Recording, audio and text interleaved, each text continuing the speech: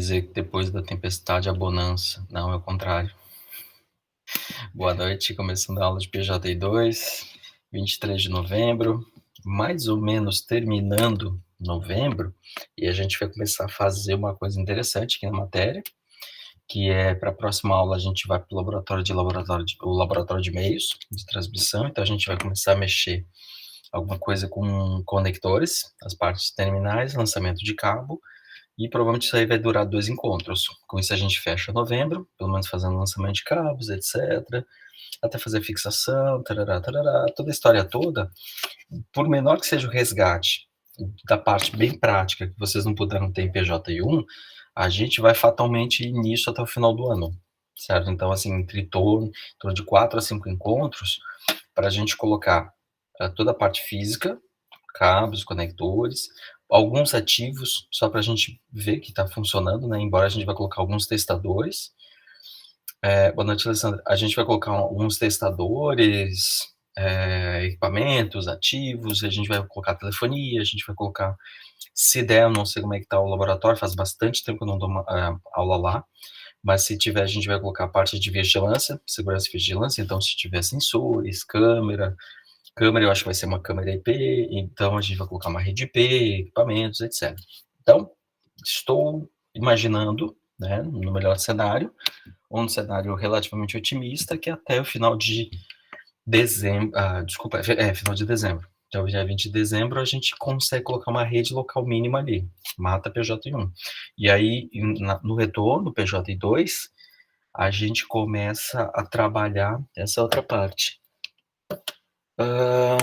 Só um pouquinho, pessoas, desculpa, o Jefferson está perguntando. Deixa eu mandar o link para ele, espera aí. Não sei se ele está com o link errado, deixa eu mandar para ele, só um pouquinho. Ah, tu já mandou, né? Já mandou, né, Mirella? Mandei. Ah, tá, obrigado.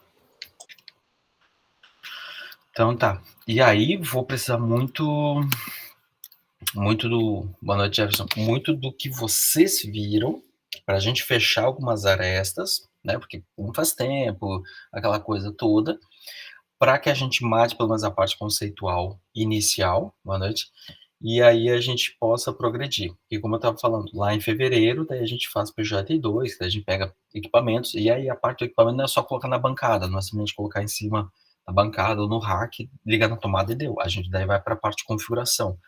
Como tem então, esse intervalo de um mês e meio, e eu sei que ele, pelo histórico que a gente teve nos outros semestres, é um intervalo muito grande, ou seja, é natural que o pessoal que volte não lembre exatamente de onde estava, ou se estava fazendo alguma coisa no meio do processo, vai fatalmente esquecer, e então eu vou separar claramente. A gente vai fazer parte física até o Natal, e depois, a partir de 1º de fevereiro, a gente está com todos os equipamentos ali dispostos, e aí a gente começa a fazer configuração, botar uma rede local, conectar na internet, etc. E aí, em torno de um mês e meio, que é mais ou menos o tempo que a gente tem ali, a gente mata também a parte de PJ2. Então, hoje, pessoas, eu preciso que vocês me lembrem o que vocês viram, para eu saber o que eu posso ou não posso falar. Eu sei que eu fui perguntando de alguns dias, mas hoje eu preciso fechar exatamente, até porque, assim, se vocês não viram, vão relembrar isso, aquilo. Então, pessoas, o que vocês lembram das sessões de cabeamento estruturado? Lembrando que alguma coisa eu já falei, alguma coisa vocês já viram, mas para vocês está claro, como é que tá?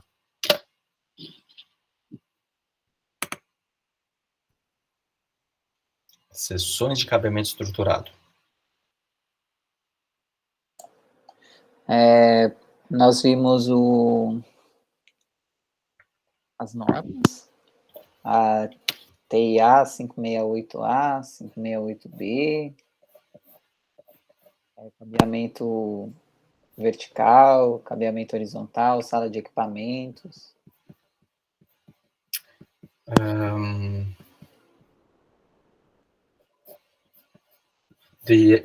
Dos padrões EIA, vocês viram o que? Só a pinagem dos cabos? teve a pinagem dos cabos e foi passado assim um resumo da norma.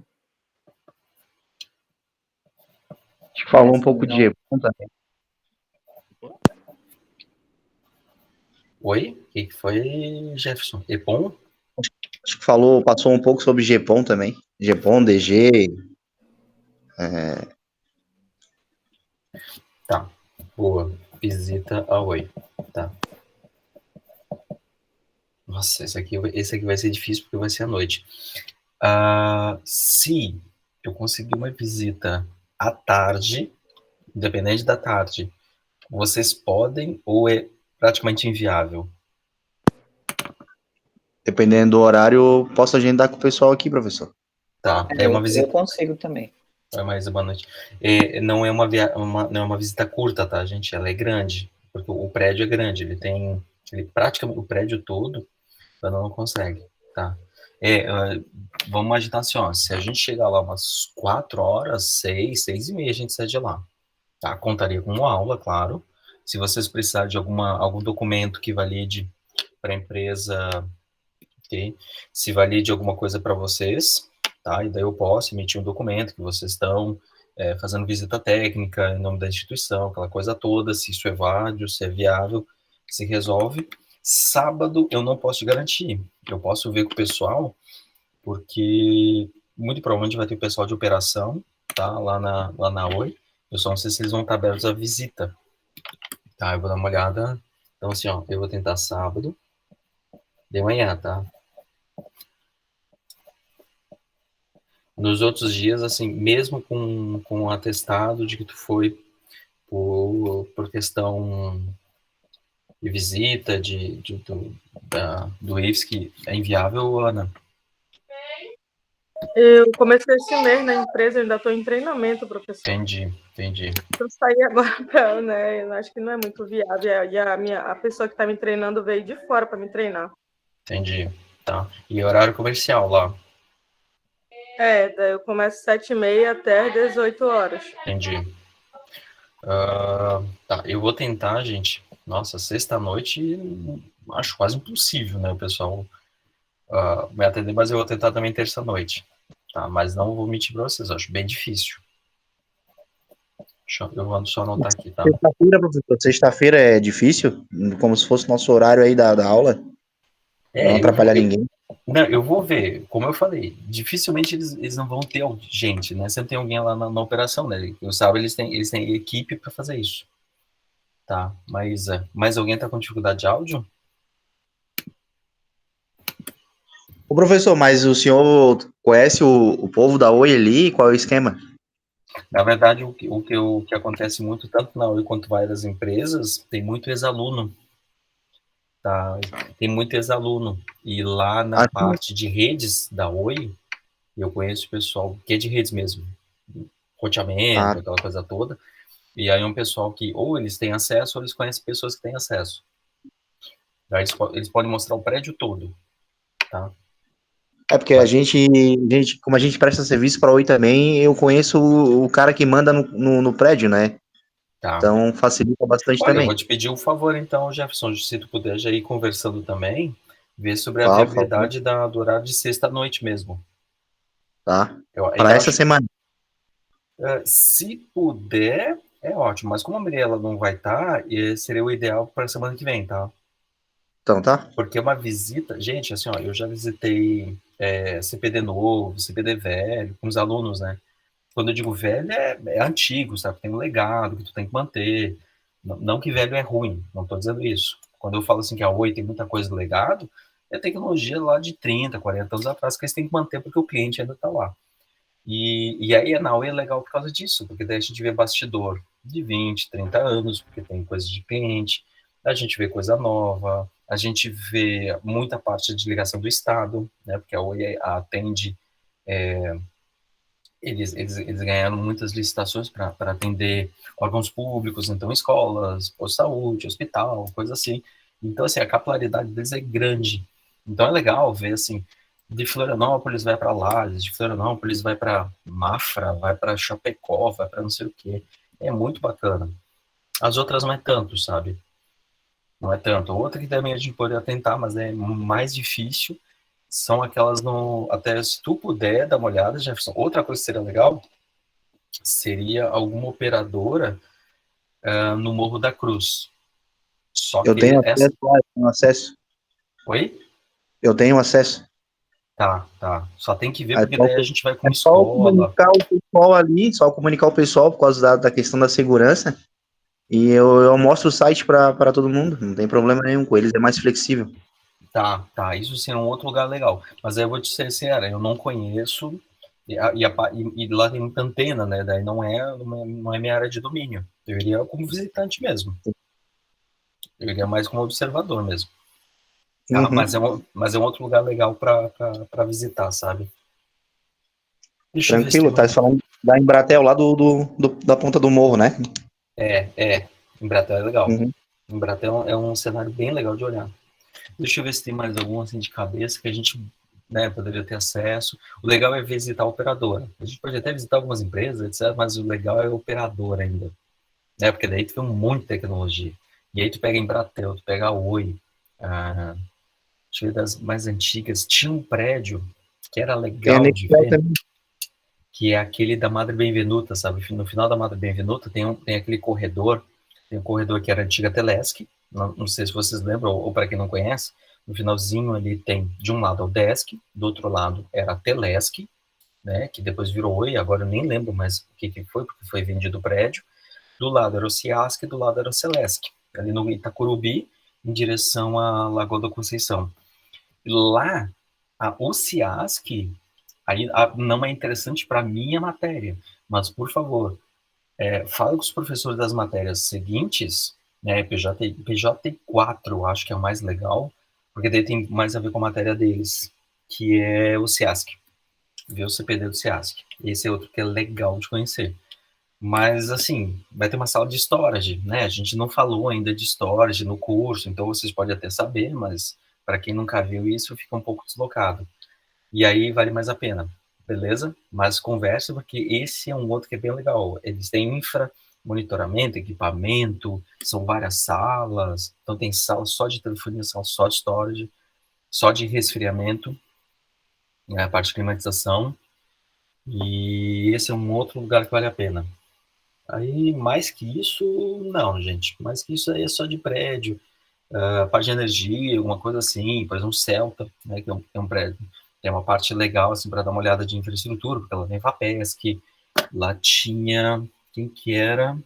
Tinha uma outra parte de um outro provedor, da parte de energia, enfim, estou falando alguns cenários, tá? Mas, Jefferson, voltando, se puder ver a Oi, eu agradeço. Esse é um lugar que, de todos, ainda é o mais legal, tá? Beleza, vou entrar Beleza? em contato com ele essa semana aí.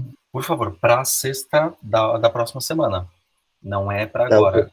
Agora é dia 26? Não, é para outra semana. Tá? Deixa eu anotar aqui.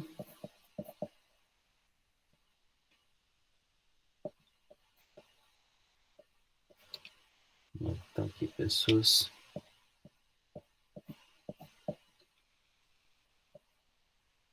Mas eu estava falando de visita e coisa isso, coisa e tal. Cabo Axel, vocês viram alguma coisa? CFTV, sim. Tá. A gente não vai mexer, a menos que vocês queiram, tá? Porque como eu estava conversando com a Mirella antes de começar a aula, tem várias tecnologias, gente, que provavelmente a gente vai só olhar, mas a gente não vai trabalhar muito por vários motivos. Primeiro, porque muita coisa está virando IP, tá? Então isso é uma coisa até que eu quero falar hoje. O mundo está caminhando para IP. Então tem muitas tecnologias que elas estão, não é caindo em desuso completamente, mas elas estão desaparecendo por vários motivos. Uma delas é o cabo coaxial. Porque o cabo coaxial, só para ter uma ideia, ele era interessante em dois cenários. Ele tinha, na parte da última milha, né, que é fazer a conversão para mídia de cabo coaxial e fazer o lançamento até as pontas, né, até o terminal. Se não me engano, era 400 metros que ele tinha de alcance, ou seja, era um alcance bom, então se quisesse fazer a instalação predial era uma coisa legal. Outra coisa, que a banda de transmissão, a banda do cabo coaxial de 2 GHz, ou seja, tu pode usar cabo coaxial para fazer toda a parte de serviços de difusão, Então, serviços de difusão, que é o que eu estou dizendo, são os que a gente pode fazer a distribuição de conteúdo, rádio, televisão, etc. Então, uma televisão, eu podia colocar 30, 40, 50, 60 canais num cabo coaxial. Isso é uma coisa que o par metálico não vai entregar. Vocês lembram que o UTP, se a gente estiver falando de padrão 5, 100 MHz, padrão 5E, 125 MHz, padrão 6 em diante, a gente está falando de 250 MHz. Ainda é muito pouco, tá? E por causa disso, o cabo coaxial reinou no absoluto por muito tempo por causa disso, né? O alcance um pouco maior, né? Quando a gente está falando de UTP, a gente está falando de 100 metros, e o cabo STP, que é o cabo blindado. Vocês viram STP, né? STP, viram alguma coisa, pessoas? Que é o cabo STP, né? Que é o É. de uso externo, não é uma coisa Isso. assim? Sim. Tá. O STP, por exemplo, ele tem um alcance de 25 metros, então ele tem um alcance muito mais curto e tem toda a parte de aterramento, então é outro cuidado. Embora sempre tenha que aterrar, né, pela norma, os armários, mas tem que cuidar da tua parte de aterramento unificado. Aí tem uma outra norma, que é a NBR 5410, deixa eu só anotar aqui para registrar, ó. A NBR 5410, para fazer a parte de aterramento unificado para não ter problema. E aí, por causa disso, então, o cabo coaxial foi ficando. Mas, à medida que começou a aparecer a fibra, ela começou a ter um alcance, então, muito maior. A gente está falando de uma fibra monomodo para uso externo, ela tem alcance de 5, 4, 5, 10 quilômetros, ou seja, bate. E a gente sai do mundo onde a gente está falando de banda, a gente vai para o mundo de fibra. No mundo de fibra, a gente pode fazer alguma coisa completamente digital, e ao falar digital, eu estou falando de taxa de transmissão, e aí depende muito da qualidade do equipamento, que como a gente já tinha conversado em sala, não foi ainda identificado, pelo menos na fibra, como meio de transmissão, um limite teórico máximo. Então, o que se tem é que os fotodiodos, né, que são os terminais, é que eles têm a limitação, mas a gente não tem ainda um conhecimento de quanto é que uma fibra aguenta. Mesmo essas monomodo, né, que são as de longo alcance.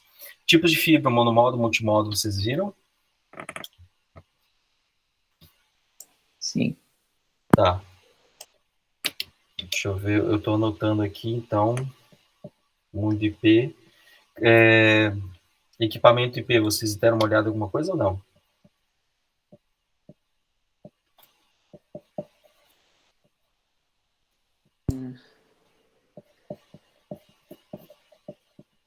Acho que nós vimos Desculpa, pouco... professor, eu não escutei o que o senhor falou. Quando em PJ e nas outras matérias, os professores têm discutido sobre esse movimento para mundo IP ou não. É uma das coisas que eu quero falar hoje, inclusive.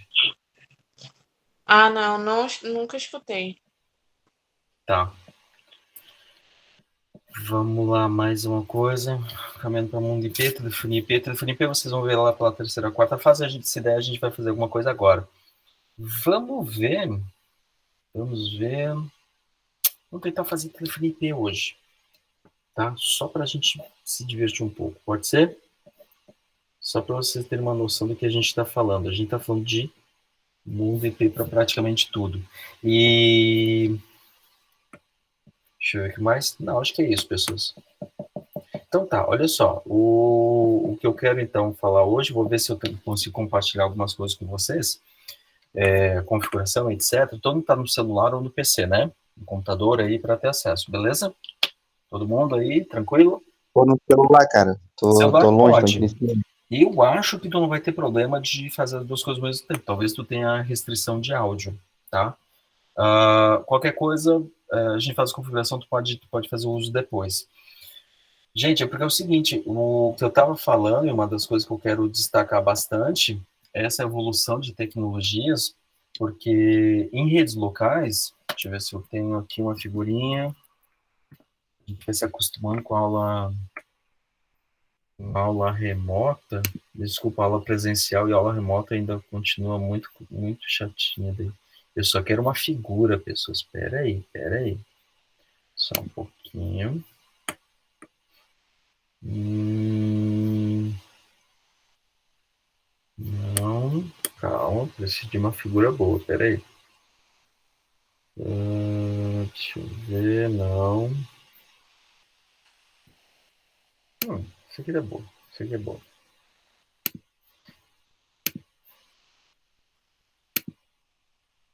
Uma coisa que a gente que tem que tomar cuidado, que acontece muito quando a gente está falando de redes, e principalmente redes locais, tipo de redes, é que ao falar disso, a gente acaba facilmente caindo no senso comum de coisas assim, ó. Se vocês darem uma olhada nessa figura, deixa eu tentar abrir ela maior aqui, peraí. Se vocês olharem figuras assim, como por exemplo essa daqui, claro. Que é isso? Tá, aqui tá para gestão.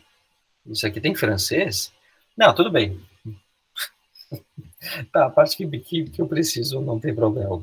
Essa parte eu me viro. Meu francês não é aquela maravilha toda.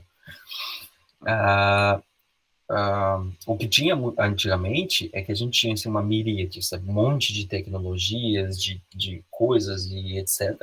E à medida que o tempo foi passando, por uma questão de custo, mas principalmente custo operacional mesmo, custo operacional global, né, de pessoal capacitado, de tecnologias, de equipamentos, de importação, de manutenção e etc., o que acabou ao longo dos tempos é que várias tecnologias elas foram caindo mais ou menos em alguns padrões. Então, quando a gente fala de redes locais, que é uma coisa que a gente vai fazer de agora em diante para esse mês todo, a gente vai falar muito de par metálico, tá? Então, por isso que eu perguntei para vocês. Então, quando a gente estava falando de redes locais, gente, eu sou de uma época, vamos lá, 802, isso aqui era 802.3. Eu estou falando de cabo coaxial. Deixa eu ver se eu consigo mostrar para vocês o vampiro. Só para vocês verem o tamanho do problema. O vampiro, pessoas, aqui, ó. Meu Deus do céu, isso aqui é da minha época. Falando da minha época, parece uma coisa antiga, daí era isso mesmo. Só para vocês terem uma ideia, eu comecei a trabalhar ou ter algum contato com redes mais ou menos nessa época. Estou compartilhando a tela, né? Então tá. Deixa eu ver se consigo mostrar para vocês o que era uma rede, ó. Ó, conectou tipo vampiro. Então vamos lá, pessoas.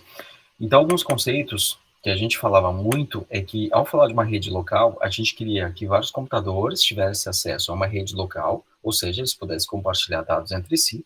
Então uma coisa que acontecia muito é que essa rede ela era do tipo barramento, beleza? E barramento, ela é porque ela visivelmente se parecia com barramento. Então, eu tinha uma sala, vamos imaginar a nossa sala de aula, e no fundo da sala corria um cabo de ponta a ponta, onde ele tivesse necessariamente terminadores, tá? Isso aqui era uma coisa importante, porque a gente está falando que, ao falar de cabo coaxial, eu preciso que tivesse toda lá uma impedância, então tinha que estar sempre a 50 ohms, 60 ohms, então tinha toda uma questão elétrica muito sensível. Se eu tivesse qualquer problema de variação desses valores, eu simplesmente tinha problema em todo o barramento, ou seja, a rede toda caía, o que era uma coisa bastante comum, inclusive, não era nada incrível toda a rede cair, porque o barramento caía, e era basicamente mexer no terminador. Mexeu nele, afetou a impedância, cai tudo.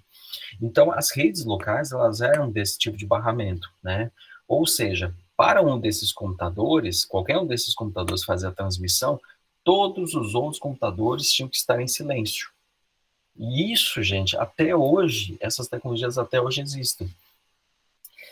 E a questão de custo operacional que eu estava falando para vocês é que antigamente a gente tinha cabo coaxial, tinha par metálico, vários tipos de par metálico, 2 pares, 4 pares, que é o que a gente estava conversando, né? Se a gente estiver falando aqui, por exemplo, aqui eles estão falando de um 10 base 5, não sei se vocês estão lembrados, o 10 base 5 significa que ele está operando a 10 MHz, mais ou menos a relação de um bound para um bit, ou seja, 10 megabits por segundo, e operando em banda base, ou seja, não tinha nenhuma modulação no sinal, o sinal era transmitido puro e simples. Claro que o cabo, ele não podia ser muito extenso, porque ele era muito, muito sensível, e aqui é um base 5, porque a forma como eram os cabos conectados, o tipo de conexão do cabo coaxial, que tu só tinha, na verdade,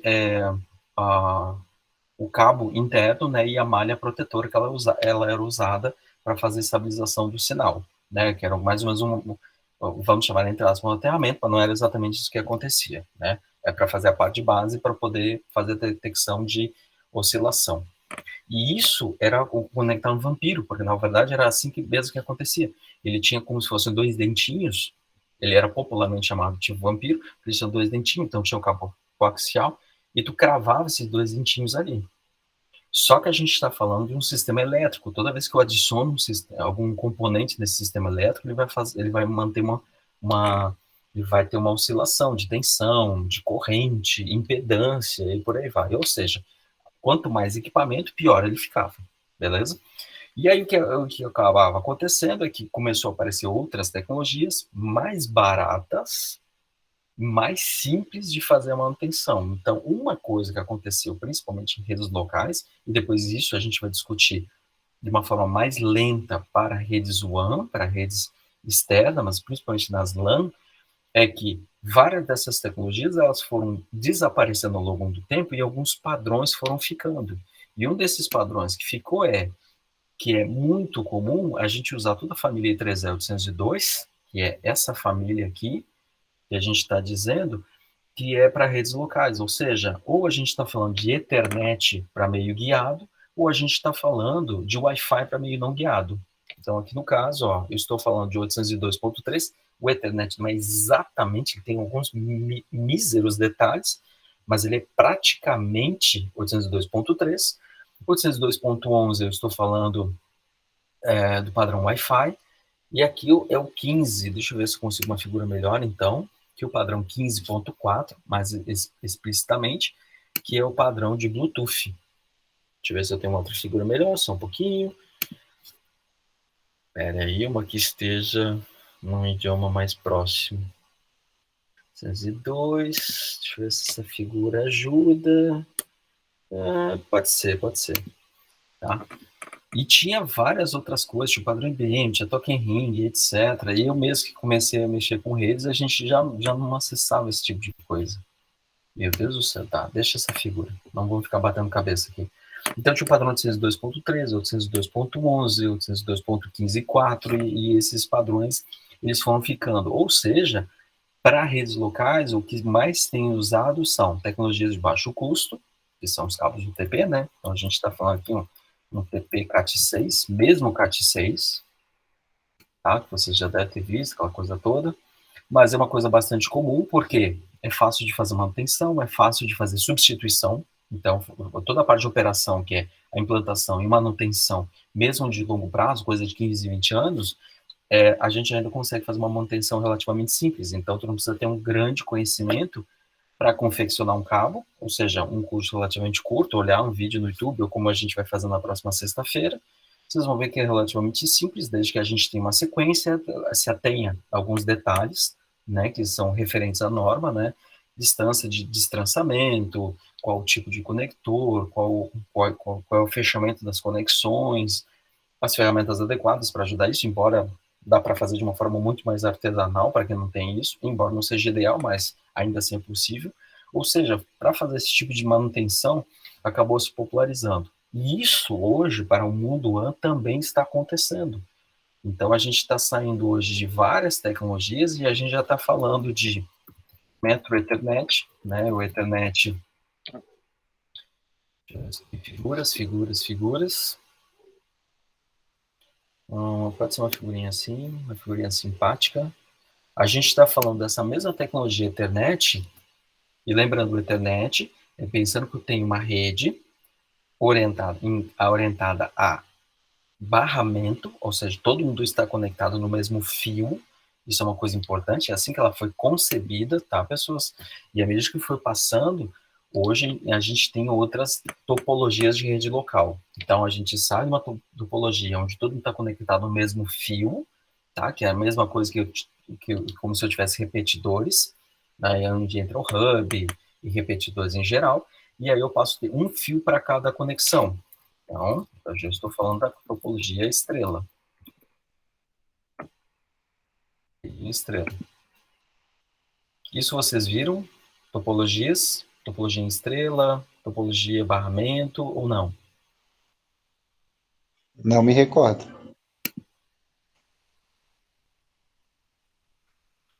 Deixa eu ver uma figurinha boa. Aqui, essa figurinha ficou boa. Que tristeza, não tem um quadro. Prof, uma tristeza, né? Gente, é porque ao falar de redes locais, então eu estou dizendo como é que os equipamentos estão conectados entre si. Quando eu estou falando que ele é um barramento, eu estou dizendo que tem um único fio ou um único meio de transmissão e todo mundo está conectado nesse mesmo meio de transmissão. O barramento, no caso, antigamente, que era a foto que eu mostrei para vocês, que era aquele cabo coaxial. Eu tinha um fio e todo mundo se conectava com um vampiro nesse único fio, né? Então, se eles fossem fazer a transmissão, não tinha um ativo de rede para fazer isso. Ou seja, cada computador tinha que ter um controle de como fazer essa transmissão. Por isso que, no caso, quando era usado a internet, mesmo lá o 10 base 5, o 10 base T, aquelas tecnologias com cabos CAT13 anteriores, que cada equipamento tinha que saber quando transmitir. Ou seja, todos os computadores estão em silêncio, ou seja, não estão transmitindo, não estão mandando dados na rede, e eles têm que fazer uma detecção do meio de transmissão, porque é um único barramento, para saber se eles podem ou não transmitir. Ao detectar esse silêncio, eles podem fazer uma transmissão e eles ficam, no momento que eles fazem essa transmissão, eles ficam escutando o meio.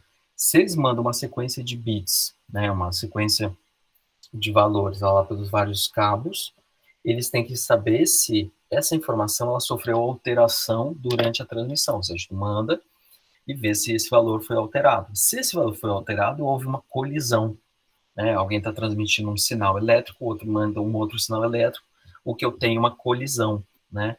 Dependendo do sinal, ou esse sinal se anula ou eles se somam. De qualquer forma, eu perco a informação original. Vocês lembram que eu tinha perguntado também, mas só porque eu vou precisar dessa informação. Vocês lembram da codificação? Oh, meu Deus. Codificação, código de linha. Vocês lembram o código de linha? Manchester, PAN5, NRZ. Estão lembrados? Acho que isso aí a gente não viu, não. Tá, deixa eu anotar aqui topologia. Isso aqui eu vou precisar falar depois, então. E código de linha. No código de linha, é como a gente manda a informação com um nível de tensão. Então, eu posso mandar um sinal positivo ou negativo. Então, vamos falar, se eu estiver falando desse mesmo barramento, eu tenho apenas um fio, um cabo coaxial, e eu estou ali fazendo uma transmissão. Eu mando um sinal positivo, e o outro manda um sinal positivo, ele vai ficar, vamos imaginar, mais um V, e aqui mais um V, ele vai ficar mais 2V. Dependendo do tipo de código de linha, isso pode ser um problema ou não. Se a gente está falando de PAN5, por exemplo, que são vários níveis, mais um V quer dizer uma coisa, mais um V quer dizer outra coisa. Ou seja, em resumo, a informação que sai do computador não é a mesma informação que chega nos outros computadores. Logo, a informação se perdeu, ela foi corrompida, ela foi danificada por outros sinais elétricos. E não estou dizendo de interferências elétricas, que também pode acontecer. Ou seja, mesmo numa rede local, que pode ter até 100 metros, é um ambiente muito hostil para fazer a transmissão, porque eu posso sofrer interferência de qualquer outro equipamento dentro da minha rede local e a própria rede pode sofrer alguma oscilação, pico de energia, variação de tensão, qualquer coisa assim. E principalmente impedância, né, que era o pior caso nesse cenário. Logo, então, o que começou a acontecer foi usar outras tecnologias que elas eram menos sensíveis a essas falhas, e aí onde aparece todo esse mundo UTP do par metálico, porque na medida que eu uso os pares, um eu uso como base de referência e o outro eu faço a transmissão de fato, né? Se eu estiver falando de padrões TX, ou, né, que é uma coisa que a gente estava discutindo na aula, ou eu tenho que usar todos os fios que é o padrão T, que ele é mais, não vou dizer assim, mais frágil, mas mais suscetível a falhas, né? Porque eu perco as referências. Mesmo assim, eu estou falando de tipos de barramento. Aí aparece o CSMA-CD. Esse carinho, vocês ouviram falar? Se vocês não ouviram, daí me avise que eu vou encaixando na matéria, tá? Vocês lembram desse carinha? Não Ixi, lembro dele. não lembro Tá. nada. Beleza. Como eu disse, pessoas, hoje eu quero mais ou menos traçar um panorama e ver o que vocês lembram e o que vocês viram para eu montar, digamos, um resgate de PJ1 nesse próximo mês, beleza? Então, se vocês não viram, beleza, é um assunto que eu tenho que falar em aula, ok. Mas eu ainda estava falando do barramento. E aí, no caso, então, imagina que um hub, basicamente, ele faz, muito grosseiramente, por favor. É a mesma coisa que eu pegar todos os fios de todos os cabos, abrir os cabos e torcer eles. Então, eu estou fazendo um curto, tá? Claro, não é isso que ele faz, mas é basicamente isso que acontece na prática. Ele pega um sinal e ele transmite o sinal adiante. É um repetidor, ele não faz nada demais. Então, ao falar de um barramento, a gente está dizendo que todos os computadores têm que saber quando eles vão transmitir ou não. E aí o CSMA CD, na rede Ethernet, na rede local, por meio guiado, né, cabo coaxial, parametálico, ele tem que saber quando ele vai transmitir e se transmitir se teve algum problema. Então, Carrier Sense, por isso que é o CS, Carrier Sense, a detecção de portadora, se alguém está transmitindo ou não. Multiple Access, with Multiple Access, né, que é, eu tenho um barramento com vários equipamentos, ou seja, é uma rede barramento do tipo multiponto. Tenho vários pontos terminais, diferente de uma linha de escada, de uma DSL, qualquer equipamento que é ponto a ponto. É um equipamento, fio, equipamento. Eu sei exatamente quem está do outro lado da rede. Já nesse caso, eu posso ter N equipamentos conectados a um único barramento. E aí tem Collision Detection, que é o CD, detecção de colisão. Quando ele detecta colisão, ele descarta o quadro de dados e pronto. Ou seja, transmite. Se chegar, chegou inteiro, bacana. Se não chegar, tudo bem, descarta, continua trabalhando. Lembra que eu falei lá no começo da disciplina, a gente vai falar muitas vezes que o mundo IP, o mundo de rede local, são redes de melhor esforço. Ou seja, ele vai tentar transmitir, se chegar, chegou, se não chegar, paciência. Paciência. E por quê? Porque a gente está falando de informação que ela pode ser retransmitida. E pode ser retransmitida depois, não é um problema, sabe? Manda, se chegar, chegou, se não chegar, manda de novo, e vai indo, sabe? Claro, aí a gente vai ver as outras camadas que eles realmente vão se preocupar com a parte de retransmissão. Mas as camadas de baixo, elas não se preocupam com isso. Aí muda, por exemplo, a rede em anel, só vou pular porque a gente vê mais em mundo WAN, então eu estou falando ainda de redes locais. E aí tem uma outra rede que é a rede tipo estrela. Tá? Embora o hub tem que ter um certo cuidado quando a gente fala, porque é um repetidor multiponto, ele é fisicamente ele vai transformar a rede numa estrela, ou seja, eu tenho um nó central, um equipamento central, que vai servir como ponto de concentração, mas no nível de enlace, ou seja, de comunicação de fato, ele ainda é um barramento, porque todo mundo está conectado num fio só, tá? De novo, gente, estou fazendo uma absurda redução do conceito de hub, mas é basicamente isso que ele faz. Já no caso do switch, não. O switch ele é camada física de estrela, ou seja, ele é um equipamento central, onde todos os equipamentos convergem para ele, que foi o desenho que a gente fez na última aula. Todos os computadores convergem para um ou mais switches, tá? Mas vamos pegar um switch só para facilitar a compreensão. E aí a gente tem, cadê o desenho? O desenho, nossa, ficou meio pequenininho, vamos lá, comentar. Não quero anúncio. Deixa eu aumentar essa figura aqui. Então, quando a gente tem esse desenho estrela aqui embaixo, eu estou dizendo que eu tenho um equipamento e as comunicações vão ser de um equipamento até o switch. Ou seja, se esse equipamento que está aqui ao norte, que está em cima, quer conversar com o computador que está aqui ao sul, na verdade, o computador envia para o switch pega o quadro de dados, analisa quem transmitiu, analisa para quem ele quer transmitir, verifica se é possível, depois copia a informação para o outro barramento. Então, aqui quando eu estou falando que eu tenho um barramento só, todos os computadores estão conectados a um único barramento, tá? É o que a gente chama de domínio de colisão. Nossa! Eu vou anotar, porque isso aqui é absurdamente importante, mas isso a gente só consegue entender legal na prática. Domínio de colisão e domínio de broadcast. Espera aí. Ah, o pessoal da Cisco vai ficar feliz quando eu falo disso. Eles vão dizer, esse é das antigas. Esse é cringe. Esse é cringe.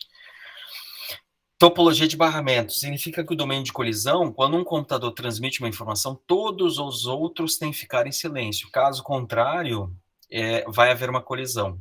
Já no caso da estrela, o domínio de colisão, ele é de cada um dos terminais, vamos falar de terminal, mas é PC, qualquer equipamento que conversa aqui, com esse nó central. Ou seja, eu tenho 1, 2, 3, 4, 5, 6, 7, 8. Eu tenho 8 domínios de colisão. Domínio de colisão é quando um equipamento transmite, o outro também transmite, e o sinal elétrico ele pode se anular ou se somar, né? Dependendo lá da senode, aquela coisa toda que vocês devem ter visto. Mas, basicamente, o sinal elétrico ele não é afetado. Ou seja, quando a gente está falando de um equipamento que, ao nível físico e ao nível de enlace, ele separa as redes em pedaços menores ou domínios de colisão menores, a chance de um interferir no nível físico é muito menor. Cuidado com a pegadinha. Quando a gente está falando de uma rede local por meio guiado, eu tenho um controle que é a minha rede, a minha topologia em estrela.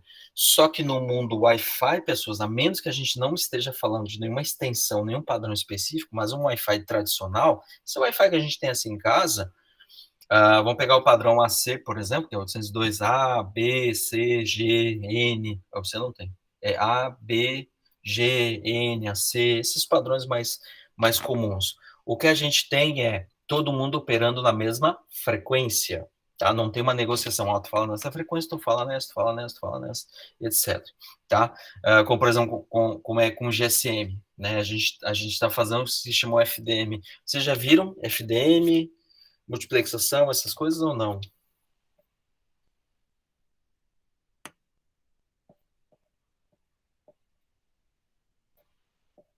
Estão lembrados? Professor, Não, não tô lembrado. Tá, não tô Só lembrando. tentando resguardar aqui, mas eu acho que não. tá. Eu acho que tinha alguma coisa, mas eu não tô lembrado. Eu não tem problema. Eu tô explicando, como eu sempre falo para vocês, eu vou falando um monte de coisa, e aí, dependendo da aula, eu falo alguma coisa mais pontual, e aí eu preciso ir anotando. Meu Deus do céu, agora vamos lá. Agora pausa. Espera aí. Deixa eu até voltar para cá e parar a apresentação. Não, cadê o celular do Guga? Isso aqui vai ficar fácil. Meu Deus do céu. Peraí. Alguém já teve Motorola V120? Eu já. É esse aqui? É esse, né? Era esse o celular? Era. Era, né? Gente, nossa, meu Deus do céu. Ele ficou popularmente conhecido como o celular do Guga. Lembram esse, cara? Acho que é o V120. Esse carinha ficou famoso, mas para nós ele é importante porque ele marcou muito bem uma época. Peraí. Desculpa, quem que falou isso? Foi a Alessandra? Foi. Tá, mas, Alessandra, desculpa, mas tu tinha idade para usar isso aí, porque faz tempo, né? Peraí, deixa eu ver. Eu não quero ser delicado, mas... Professor, não mas foi tinha mesmo? essa antena. Não, a antena tinha. Não, tanto é que esse não sei se... Não, o que eu tinha era parecido com esse daí, mas não tinha. Tá. Nossa, que susto. Não, porque, só para vocês terem uma ideia, pessoas, esse padrão, na época, o celular do Guga era o padrão TDMA. Tá? TDMA é o padrão, é o 1G, o 1G do celular.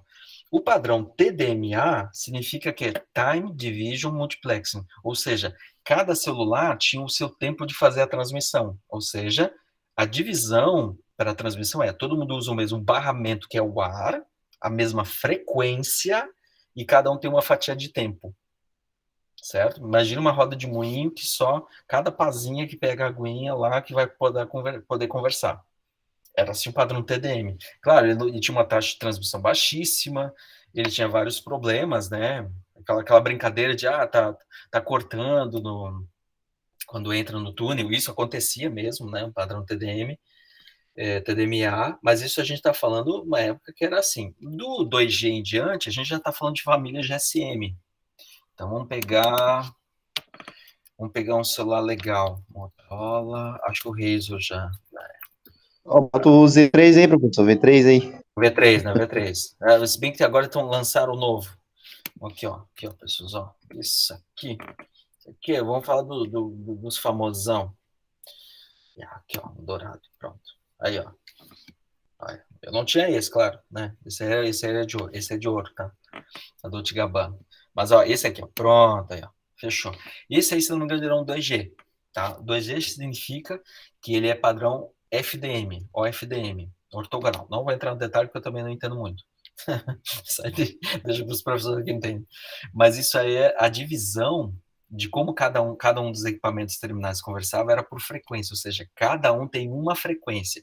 Então, na hora que tu vai se associar a uma ERB, né, que é a estação rádio base, é estabelecida uma negociação, tu define uma frequência, como se fosse em FM. Tu vai falar na frequência tal, tu fala na frequência tal. Tu transmite ou recebe pela mesma frequência, né? Os muito antigos, aí veio o 3G, o 4G, mas basicamente cada um define uma frequência para poder comunicar. Tu fala na frequência tal, etc. Tanto é que nessa época lá do 3G, que veio 3,5, 2,5, não sei o quê, se não me engano era a Vivo que tinha um padrão CDMA. O CDMA era por código, a multiplexação era um código. Todo mundo transmitia na mesma frequência, só que cada um recebia um código. Ele fazia todo um cálculo muito complexo para saber quem fazia a transmissão e quem recebia. Era uma coisa muito mais interessante, mas como eu tinha falado lá no começo da aula, tinha um custo operacional, equipamento, complexidade, importação, capacitação de pessoal, antenas, etc., que tinha um grau de complexidade grande, que fez com que o padrão CDMA, ele foi até o WCDMA, tá? Que é o 3G, se não me engano. O WCDMA ele foi caindo em desuso, tá? Justamente por causa disso, dessa complexidade, e o GCM era mais simples. Então, gente, muitas vezes vai acontecer isso. Não é quando a gente fala que a tecnologia que venceu ao longo do tempo, não necessariamente ela era melhor, era mais robusta, etc. É que melhor se adequou ao seu tempo, né? Se vocês forem mais de idade, né? Vocês vão, quem teve beta, quem teve VHS, vai lembrar que o padrão beta era de altíssima qualidade, mas era um custo muito alto, tinha que ter um videocassete muito caro, etc. Que quem tinha um VHS podia ter um equipamento muito mais barato, com fitas mais baratas, uma qualidade muito pior, mas isso ao longo do tempo acabou vencendo, né? A gente está falando de Blu-ray, de várias tecnologias, e isso não é diferente para esse mundo de telecom. O que acabou acontecendo é que hoje a gente tem praticamente no Brasil, que eu saiba, tirando os legados, a base agora é tudo GSM, né? De 3, 4G para cima, e agora LTE eu não estou acompanhando tanto. Aí é desconhecimento meu. Mas aí o que tem muito é FDM, cada um define a sua frequência. Voltando ainda para esse mundo aqui, voltando para cá, né, de topologias, etc., se eu tiver... Qual era a figura que eu estava... Aqui, ó, aqui de topologia em estrela. Mas eu estava falando isso porque se a gente estiver falando isso do mundo celular, já no mundo Wi-Fi, o que a gente tem é que todo mundo opera na mesma frequência. E ao operar na mesma frequência, o nosso Wi-Fi ainda é barramento. Porque todo mundo usa o mesmo meio de transmissão, ou seja, no espectro eletromagnético eles estão usando a mesma frequência. Então, se um vai transmitir, o outro não pode transmitir. Logo, vamos lá, é preciso ter um carinha chamado CSMA-CA, Collision Carrier Sense with Multiple Access with Collision Avoidance. Ou seja, o Wi-Fi, antes de transmitir, ele tem que detectar o meio, né, se o meio tem alguma transmissão ou não. Ele espera um pouco ainda e depois faz a transmissão. Lembrando que a gente está falando de espectro eletromagnético, uma faixa que se chama ISM, ou seja, uma faixa não licenciada, que eu posso ter outros equipamentos operando nessa frequência, que basicamente é 2,4 GHz e 5 GHz. Então, são frequências que eu posso ter um monte de coisa. Eu posso ter controle de videogame, eu posso ter um monte de interferência, eu posso ter um monte de coisa de Bluetooth, qualquer equipamento. E, assim, faixa não licenciada, ela não tem controle. Ela só não pode transmitir, só não pode passar por uma certa carga de potência. Se não me engano, é 100 miliwatts. Se não me engano, posso estar falando bobagem. Ou é 1 watt ou 100 miliwatts. Mas, de 100 miliwatts para baixo, qualquer um pode transmitir. Ou seja, eu posso inundar o meio com um monte de interferência, simplesmente funcionando. Claro que tem as frequências, né? Tem as subfrequências, né? Que são os canais. Então, tu pode operar canal 1, canal 2, canal 3. Não vou entrar nesse detalhe agora, mas mesmo assim, se vocês tiverem um monte de redes de Wi-Fi, um fatalmente vai gerar interferência no outro. Beleza? Então, esse é um dos motivos porque o meio guiado ainda é melhor, porque a gente está falando realmente de uma topologia em estrela, enquanto que no mundo Wi-Fi, a menos que haja alguma coisa muito especial, né, uma tecnologia nova, etc., a gente está falando que está todo mundo operando na mesma frequência e ponto final. Para não transmitir o outro, tem que parar. Certo? Então, essa questão de topologia é muito importante. Deixa eu ver aqui mais. Certo, eu estava falando também sobre isso, mas o que eu estava falando ainda de redução, barateamento, etc. Pessoas, então olha só, vamos lá. A gente tinha um monte de tecnologias para rede local. Foram caindo em desuso, até a gente chegar no nosso cabinho. Cadê o TP Cat6? Então, coisa mais comum é a gente ter isso aqui. Isso aqui é um Cat6. Mas eu quero ver um conectorzinho, né? Uma carinha assim, um petcord. Vou até fazer propaganda de alguém. Quanto é que tá? R$30? É, por aí. Essa faixa de preço mesmo. Mas, pessoas, qual é a complexidade da gente operar esse tipo de tecnologia? Ela é baixa, para não dizer quase zero. Né? Troca o cabo. Qual é a complexidade de alguém fazer isso? Qual é o custo real? A gente está falando de um valor, mas, na verdade, se a gente for considerar as outras tecnologias e considerar o todo, né, ter o profissional, ainda assim é muito barato. Então, as redes locais, por meio guiado, basicamente se padronizaram em poucas tecnologias de fácil uso. As redes por meio não guiado também aconteceu isso em redes locais. No mundo WAN, isso foi acontecendo ao longo do tempo, seja para a questão física, né, camada física, GPON é uma coisa que está se popularizando muito. Agora, quando a gente fala de FTTH, né, que é fibra nas residências, Fiber to the Home, a gente está falando de que o conector é fácil de fazer, que é o que eu estava conversando com a Mirella antes de começar a gravação da aula. O conector, gente, não tem mais um equipamento que tu tem que fazer. Se tu tiver razoável conhecimento de como fazer o conector, tu pode fazer o conector, literalmente pegar o conector, desconectar e fazer ele à mão. Então, o conector não é um problema, o meio de transmissão ele barateou, a fibra está muito mais barata, a fibra não está muito mais cara que o par metálico, tá? Só para que fique registrado. Então, a gente está barateando a parte física, e está acontecendo também um outro grande movimento, já há algum tempo, que é, uma vez que todo mundo está indo para esse mundo par metálico, está indo para fibra nos enlaces WAN, dependendo fibra para enlaces de LAN. Hoje a gente está indo para o Wi-Fi.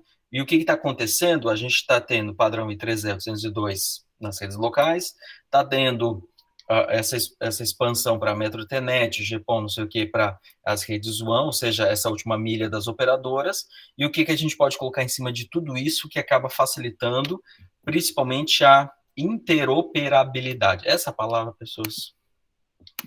Interoperabilidade. Essa é a palavra que, assim, é a palavra de ordem dos últimos 20, 30 anos, que é um sistema poder se conectar, falar com os outros sistemas. Significa que no momento que eu tenho um padrão comum a todos, e eles podem conversar entre si. E aí, eu não vou entrar no método, isso aí está lá na Projetos 4, eu falo isso já para ir avisando vocês, que são as comunicações unificadas. Isso a gente vai perceber muito, principalmente, eu acho que o primeiro sinal, o grande sinal, foi a parte de telefonia, que a telefonia foi para o mundo IP. Gente, eu estou dizendo de padrão H323, que é de 96, 97, CIP, que é uma coisa que vocês vão ver, que é de 2002, então, assim, não é uma coisa assim tão recente. Então, vamos pegar os últimos 20 anos, onde o mundo de telefonia, que é desde 1850, 1860, 1870, não sei o que, tinha poste, tinha não sei o que, ele foi para o mundo IP. Então, pensemos sempre o seguinte, até os anos 50, 60, as redes de computadores, as redes, se amparavam muito na infraestrutura de telefonia para poder operar. Hoje, pessoas, está acontecendo exatamente o contrário. O mundo de telefonia está se amparando na infraestrutura de redes para poder fazer conexão. Se a gente está falando da Oi, dessas outras operadoras, a gente está dizendo das NGNs, né? A Next Generation Networks, as redes de nova geração, LTE, 4G em diante, e imagina 5G. A gente está falando que é tudo IP. Tudo é equipamento IP. Gente, só um pouquinho, por favor. Deixa eu só pegar, botar no...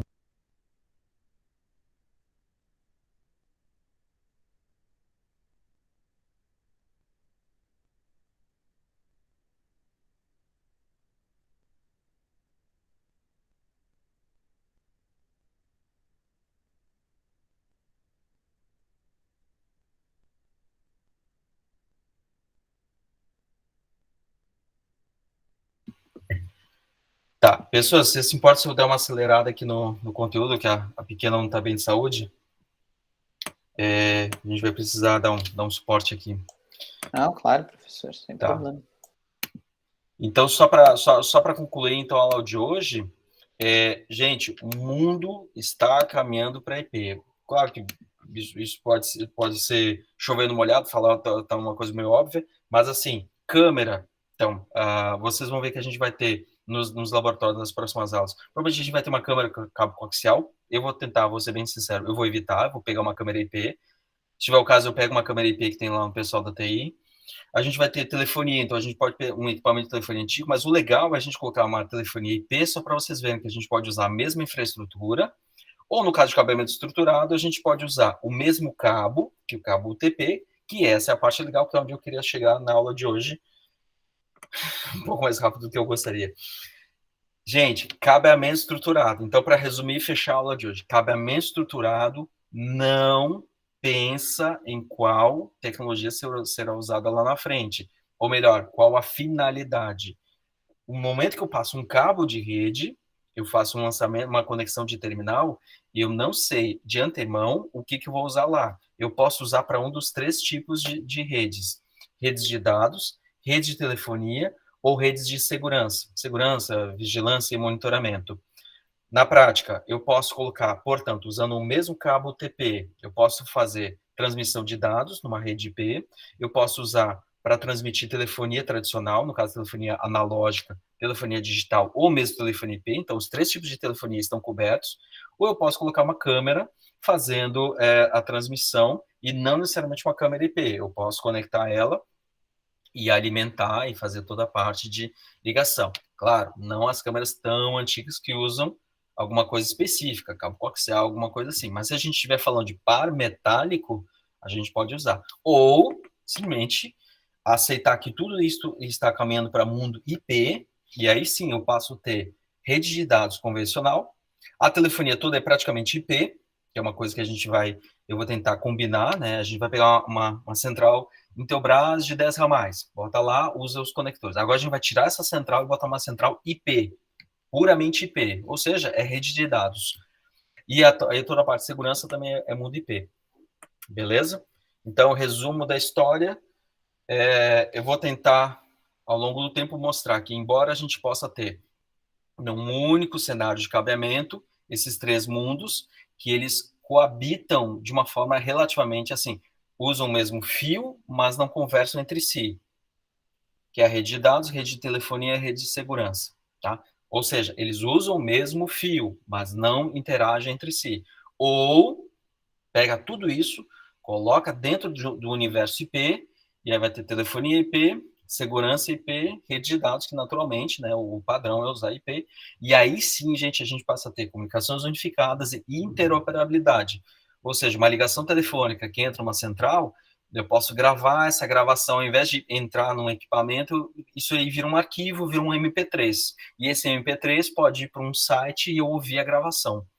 Então, isso é uma coisa interessante de se fazer. Eu uso um telefone convencional, aquele telefone gôndola, bem comum da Intelbras, faço a ligação, boto o fone no gancho, na hora que eu boto o fone no gancho, essa ligação telefônica, ela se encerra, a central grava, converte, né, porque ela vai codificar para MP3, coloca num servidor HTTP, que é uma coisa que a gente fez na última aula, E aí a gente pode baixar o MP3 e escutar o MP3 como se fosse um arquivo de áudio normal.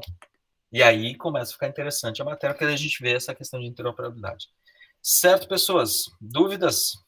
Meu Deus, falei um monte de coisa. Meu Deus. Certo, professor. Tá louco. Para.